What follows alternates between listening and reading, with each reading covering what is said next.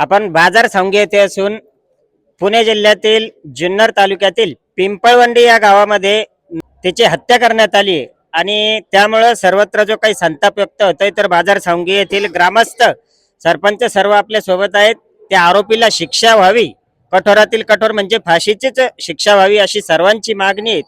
तर आपण जाणून घेऊया की या घटना व्हायला नको, वारंवार या घटना घडतच आहेत, तर त्यावरती कडक कायदा व्हायला हवा जेणेकरून कुठल्याही नराधमाचा पुढे अशा प्रकारे ही घटना कृत्य करण्याचा विचार होणार नाही।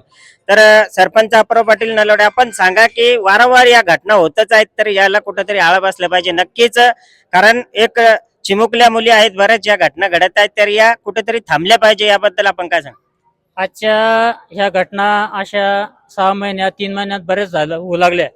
आता कायद्याच्या दृष्टीने याला कायदा कडक पाहिजेच आणि याला कठोर शिक्षा 2 महिने 3 महिन्यात निकाली निघून हे नराधम फासावर लटकायला पाहिजे। पण दुसरा मुद्दा असा आहे का जोपर्यंत सामाजिक परिस्थिती सुरत नाही, आता तुम्ही म्हणता समजा अशा घटना होत्या, त्या गल्ली बळत होत्या, कुठेतरी होत्या, प्रत्येक ठिकाणी सरकार उभं राहू शकत नाही, पण इथं सामाजिक विचारात बदल व्हायला पाहिजे। आणि जर आपल्या आता बाजार सांगी गाव आहे समजा आपलं किंवा एखादं दुसरं गाव आहे, तिथं अशा वृत्तीचे लोक हेरून जर आपण त्याला वेळीच पायबंद घातला तर अशा घटनाला नक्कीच जबरदस्त बंदी होईल। आता सरकार तर त्या पद्धतीने कार्य करणार आहे, पण सरकारला माझी एक अशी विनंती आहे, जेणेकरून जलद गती न्यायालयात हा खटला दाखल करून 3 महिन्यात ह्या नराधमाला फाशीवर जायलाच पाहिजे। आणि दुसरा मुद्दा असा आहे की पहिल्या न्यायालयाने जर त्याला फाशी दिली तर ती अपील दुसऱ्या वरिष्ठ न्यायालयात मंजूर न करता त्याच न्यायालयावर ठाम राहून त्याला फाशीची शिक्षा व्हायला पाहिजे, असं आपल्या कायद्यामध्ये सुद्धा दुरुस्ती करण्याची गरज आहे। नक्कीच सर्व ग्रामस्थांमध्ये संताप आहे, खरोखर त्या चिमुकलीचा म्हणजे जेव काय म्हणाला असेल तिची काही चुकी नसताना ज्या नराधमानं हे कृत्य केलंय त्याला